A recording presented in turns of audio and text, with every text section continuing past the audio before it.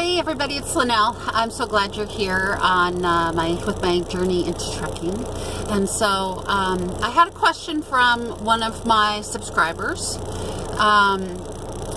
They were asking about the stress over where to park for parking. So at night, wherever, whether you're a night driver like me, or you're up bright and early, or if you're midday. So generally speaking, the truck stops are not so crowded during the day. Sometimes they are, but that's when I usually like to go and get my shower in, is when I'm on my way somewhere in between a pickup or a drop off, and then they're just not as busy. So so that's usually when I go in and get my shower. As far as overnight parking, and 30 minutes. So 30-minute parking for your half-hour break. There's a couple of thought ideas, trains of thought, or philosophies, I should say.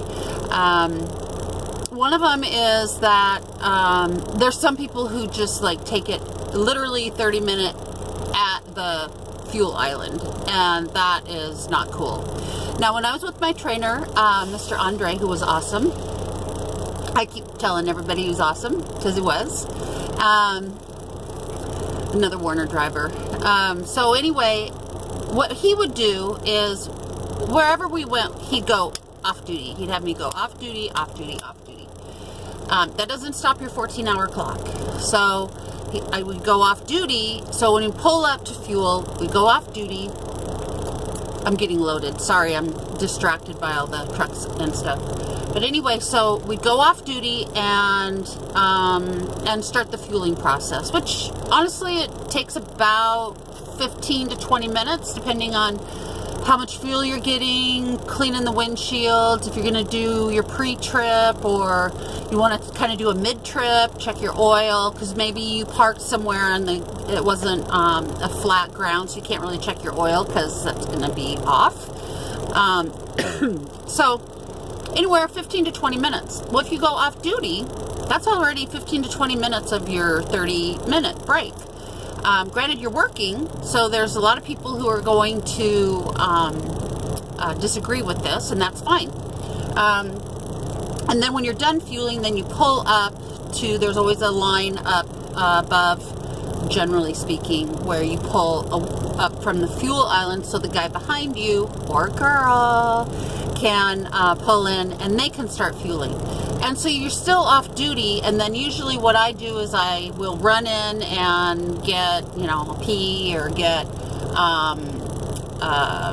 fill my ice waters, and maybe nuke one of my cup of soups or whatever.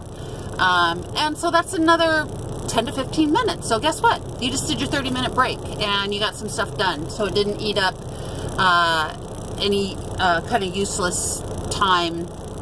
Again, different philosophies on that. So that's one thing you could do. You could even, you could use that for your shower. So you could pull in, fuel, do all that, stay on the clock, and go take your shower. That's another way to do it. Now, for parking at night, depending on the area, and I haven't done the Northeast, all those states up there, but I've been in all the other states, and some metro areas are better than others. I would say that you want to plan using different things. Trucker Path, I know my friend Vince, he was talking about, he uses a navigation nav, I think it was I can't remember what it was now. Maybe he'll comment below. Hey Vince, the navigation that he uses, and he was telling me it also lists how much parking and things like that too, whether lots are full.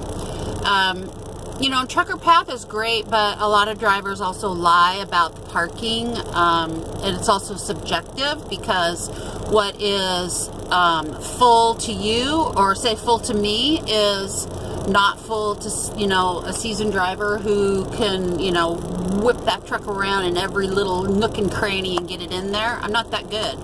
I will get that good though. So that's not always reliable.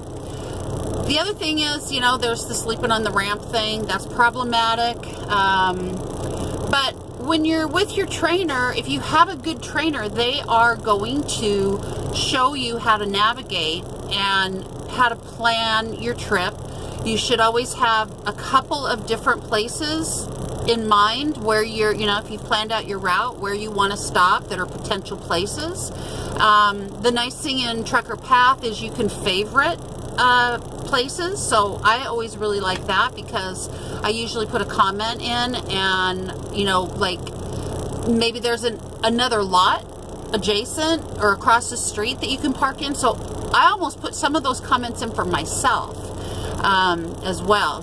Then so I had a situation, and I want to keep this short because I think I'm going to be done here really soon, but you know, there's alternative places to park.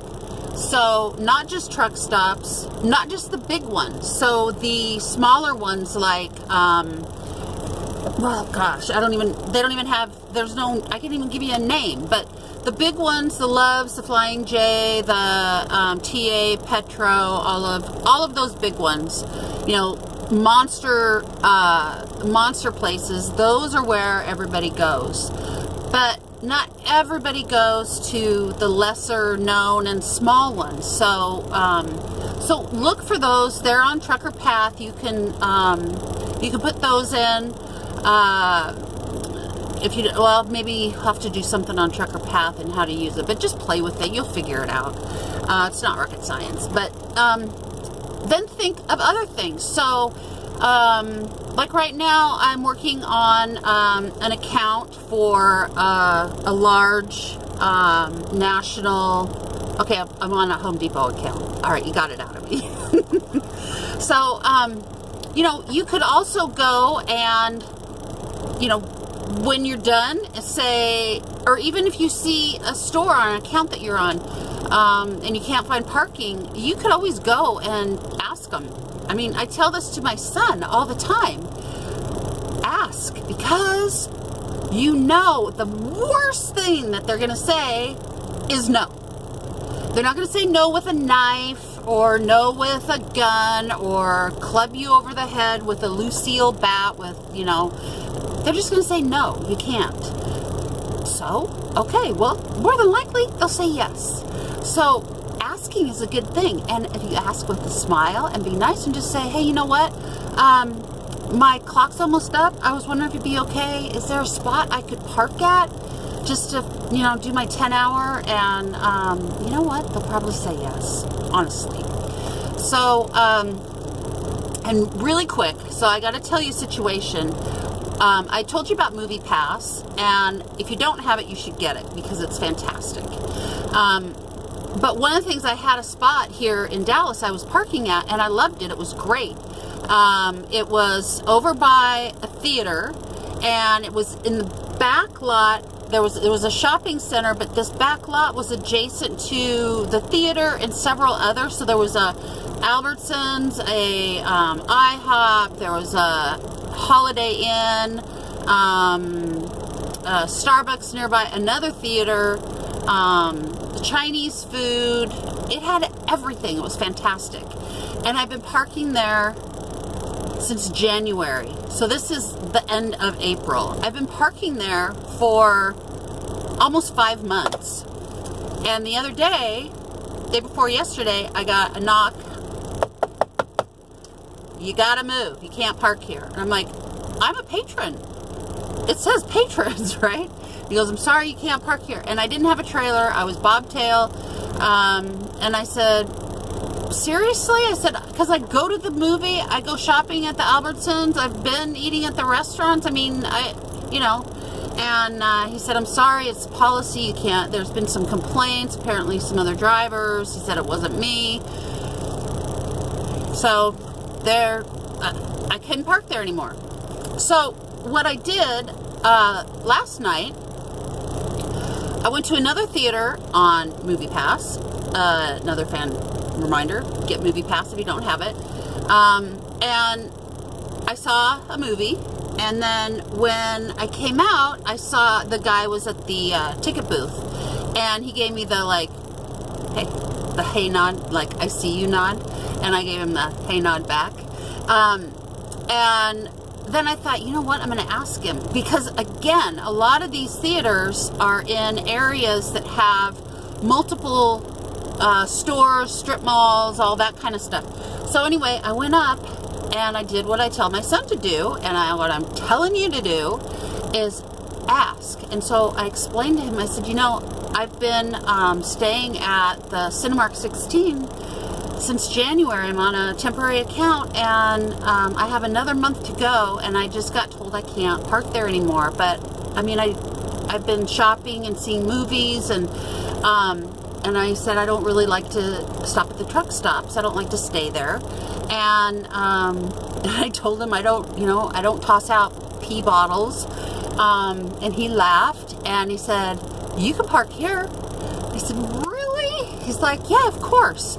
And he said, he asked me my truck and you know, the company and the color. He says, just park in the back. He says, I'll let security know, and you can park here for as long as you're here. So be nice. Remember, I tell you, be nice to people. It makes such a difference. And, you know, he might have said no. That's okay. I wouldn't have died over a no. But really, it's planning. It's, I know it's kind of a thing like, oh my God, where am I going to park? I got this big old, 53-foot trailer behind me and all that. But planning is important. Stick to your plan. But also there's other options. There's other places, not just the big truck stops. Like I said, I tend to do those during the day. I'll get my fuel and then I'll shower so that there's less stress. The other thing is, if you're at a truck stop during the day and you got a little extra time, practice your backing. If you're unsure of that, practice. And so really that's kind of the tip. And this has already gone too long, so I'm gonna go ahead and stop and remind you again, be nice to people. Don't stress about where you're going to park. Make a plan. Then you don't have to stress about it. And also think about other places that you can park that are big places. Wally World, sometimes asking, again, with the asking, okay? So I hope that's helpful. I hope that answers some questions. I hope, Vincent, if you're watching, put in the comments about what that app is that you use. I just can't think of what it was. It wasn't like, it's not National Geographic. It seemed like it was, I don't remember. So anyway, hopefully Vincent will reply. Or maybe if you have a different app besides Trucker Path, or you use a different navigation. Oh, I got the green light. So I gotta go. Thanks for being here, and I got to split, and I will talk to you later. Like, subscribe, comment, and I'll try and answer. And thanks for being on this journey with me. Bye.